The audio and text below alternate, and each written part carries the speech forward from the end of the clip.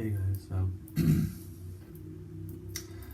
been talking with Spirit, and I've just been saying to her, she keeps saying like I'm king or something, or king of human beings, or king of people, or king of something or other, and I just keep she seems to think it's more of just some self-stylized moniker or something, but you know, I don't really think I want to be king of human beings because they disgust me. I mean, you know, how much, you could just talk about wasted potential, I guess, but then, who's to say what we really should or shouldn't have in the universe or what the standard really is? I mean, maybe if you look at other alien species, maybe they just spend their day, I don't know, drawing a circle and thinking it's art or something, I don't know. But, it just seems like, well, think of human beings and then think of just all the emptiness you ever imagined, like moons and Saturns and asteroids just spinning in vacuum in the darkness of space with never a living thing or a sentient thought ever gracing or decorating their endless, materialistic existence. It's just stones flitting around in the sky for forever and ever, no purpose or meaning, and it's just empty, empty, empty, empty. And wouldn't you rather be with human beings? And I would say no. Actually, I don't think I would rather be with human beings because lonesomeness has a certain beauty to it. Lonesomeness has an undeniability to it, whereas human beings are just like, I don't know, maybe that's part of the point. Maybe I'm just missing it out or something. Like, she's been telling me that I just need to accept that humans are evil, that they have evilness in them, that they're evil, and that Socrates said that no person was ever really evil, it was just ignorance. They thought they were doing the right thing, they were just wrong.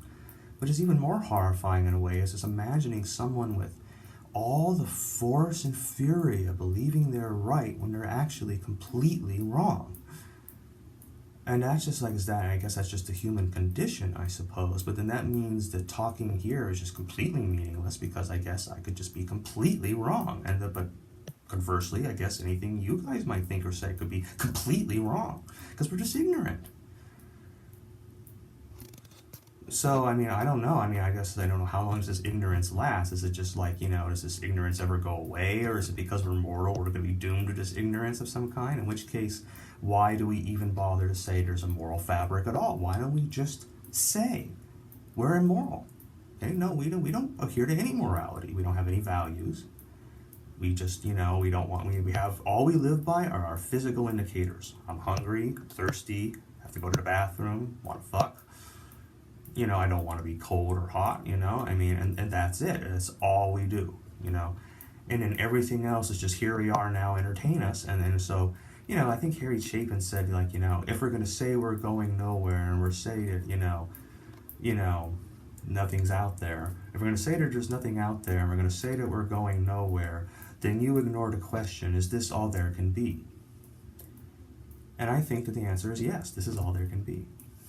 Because it doesn't matter that any number of things are imminently possible because they won't do them. They'll all get iPhones, but they won't help their homeless, and they'll all, drive cars, but they won't admit that there's global warming, and they'll accuse each other of sexual assault, but they won't accuse the president of sexual assault even because he's the president, I guess. So, they just seem completely backward, and most of them seem scared out of their mind because they believe that anything they do is going to make them they're going to make them stick out. And if they stick out, they become a liability, and then they're going to be fired from whatever job it is they have because then that, company that's hiring them is going to be self-conscious because one of their employees is sticking out, you see. So there's no possibility to speak out anymore because if you do speak out, they'll just say something that's a patent lie about you, and then that'll be it.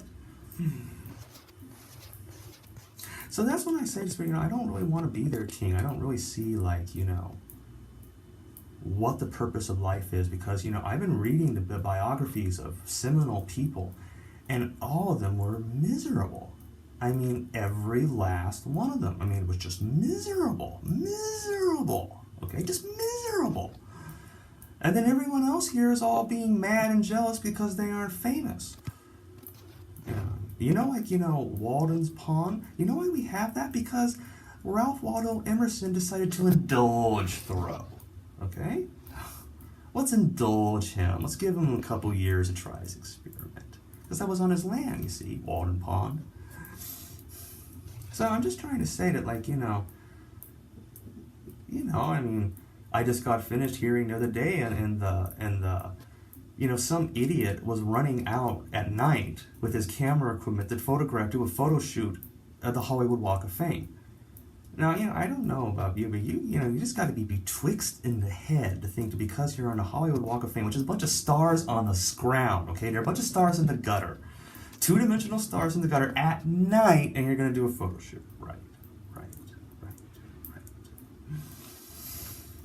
And so he's in there, and my mother, I was, oh, my son's a photographer too. And he just sort of rolls. He's like, sure he is.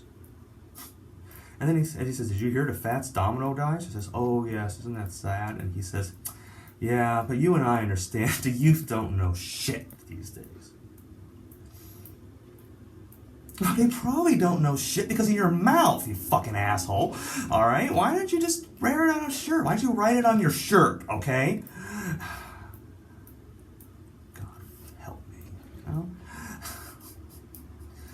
Then they run out there like they're still teenagers, doing the stupid things teenagers do. Still obsessed with the same things.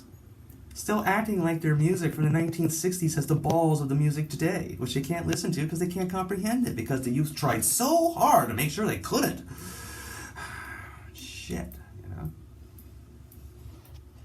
Anyway, she just says, well, it doesn't really matter whether they're evil or good, or whether they're going somewhere or not, or even whether they're going to continue to survive.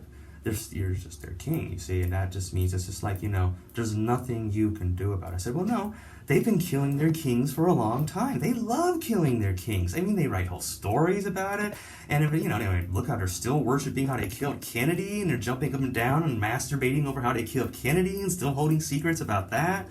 They're talking about, remember French, the French Revolution, where they were killing their kings, and one time they were leading their last king to the guillotine, and the priest says to him, remember your likeness of our Maker. In other words, reminding him he's just like Jesus, who they also killed.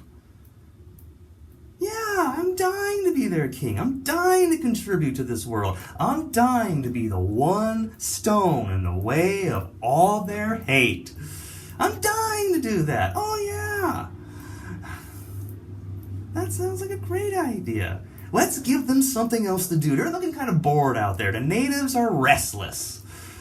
Yeah, let's be like the ostracized French royalty or whatever it was in some hotel room somewhere, still pretending we're dancing in the royal balls. Ooh. Yeah, that sounds great. Let's do it. But anyway, so she's like saying, it doesn't really matter. She says, they may not exist past another 100 years or past another 3 years, she says, because none of us can see past 2019. So we don't know if you guys are going to be around or not. But you still need their king. It's just like a law of gravity. There's nothing you can do about it, because regardless of whatever they do, they need to have one to receive them for wherever they are going.